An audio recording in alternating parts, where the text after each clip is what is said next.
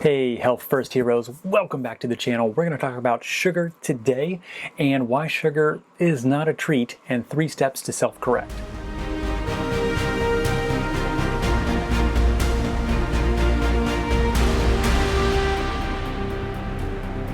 Sugary frosting ruining your kid's birthday party?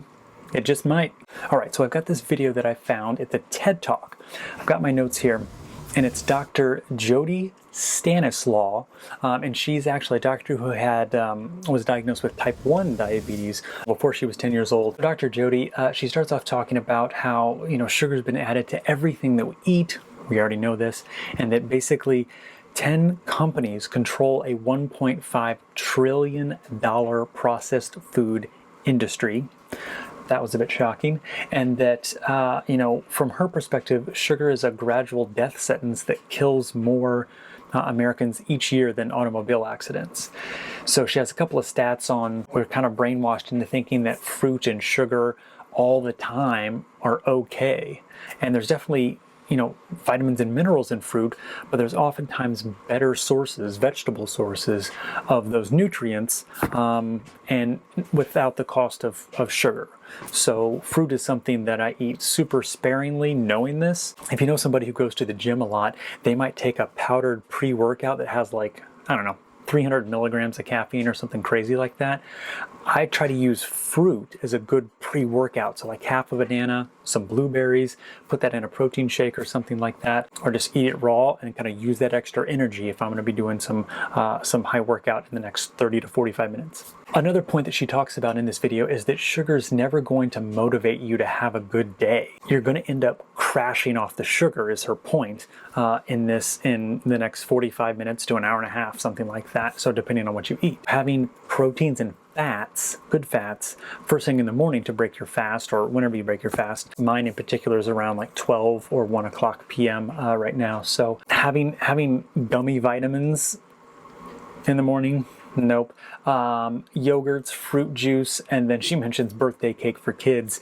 And since my daughter has a 1-year birthday coming up, I was thinking, how might we make frosting and treats for her that are homemade but not really made of sugar, because I don't want her to experience that kind of craziness from sugar shock. So it'll probably be a lot of fruit and veggie based stuff, but she's her palate's pretty simple right now. She probably only eats about 15 to 20 different types of foods right now. So here are 3 steps that Dr. Jody mentions in the video to kind of self-correct. The first one is protein for breakfast. I kind of already mentioned this. She also talks about fats and fiber. So tree nuts and avocados are fantastic. There's actually quite a bit of carbs in an avocado. So you get so much potassium, so much good stuff in an avocado. Make it happen. And remember, I'm not a doctor. You should always talk to your primary healthcare physician before starting an exercise or nutrition program. The second thing she mentions, and I didn't know about this, if you're feeling the sweet tooth kind of come on, to drink some water first, because a lot of times you might be craving sugar, but you also might be feeling a little bogged down, right? So she said that 5% dehydration within your body leads to about a 20% reduction in energy levels. So if you can down a half a liter of water or something like that, that can seriously improve your energy levels and help you kind of self-correct versus jumping into the sweets. The third thing she mentions in this TED Talk is to find low-carb solutions to these high-carb foods. And one example she gives is having like a cauliflower crust for your pizza versus a flour crust. That's one of the biggest swaps that you can make, is getting rid of the whole wheat stuff, the flours, get rid of any kind of possible flour that you can, and try to use that just sparingly. Just do it like once a week versus toast every single morning for breakfast.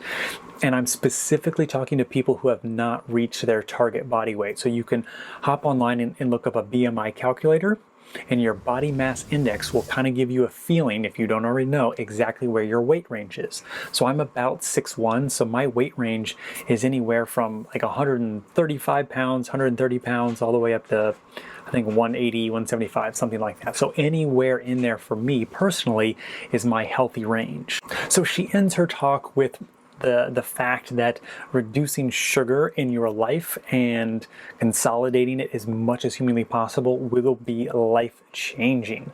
One thing that's super powerful you can do is take everything you're eating right now and kind of rearrange your schedule. So if you can take some of the things that are the white carbs, the juices, the fruits, things like that, and consolidate it to just one day a week versus spread out over your entire week, that'll make a big difference. The second thing you could do is stop eating after sunset.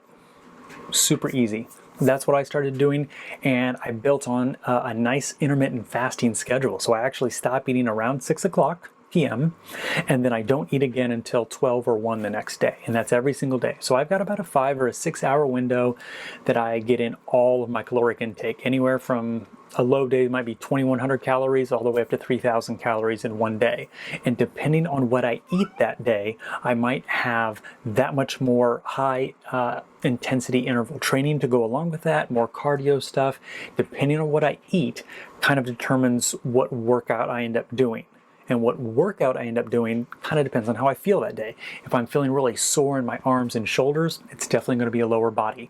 And when that's sore, might come back up to the upper body, might focus just on core, or might have a very, very easy day on the rower, the elliptical, treadmill, just keep moving, do some yoga. I have a friend online that she's a health fitness coach, and she was talking about how she's trying to focus really hard when she's on the treadmill or the Stairmaster to do nose breathing, really focus on chest and diaphragm and just the whole breathing experience and breathing through the nose and how that warms the air for our lungs. If you like this kind of content, please like and subscribe. It super helps out the channel. If you have any comments, questions, or concerns, please let me know in the comments below and I'll get back to you. We also have some awesome things happening on healthfirstheroes.com. We've got some meal planning stuff. We've got some daily guides that you can download and use to help stay on track with your water and whatever your goals are going to be. In my next video, I'm going to be talking about why fat doesn't make you fat, but sugar will. And we've got some great research to talk about that. I'll see you guys in the next video. Thanks.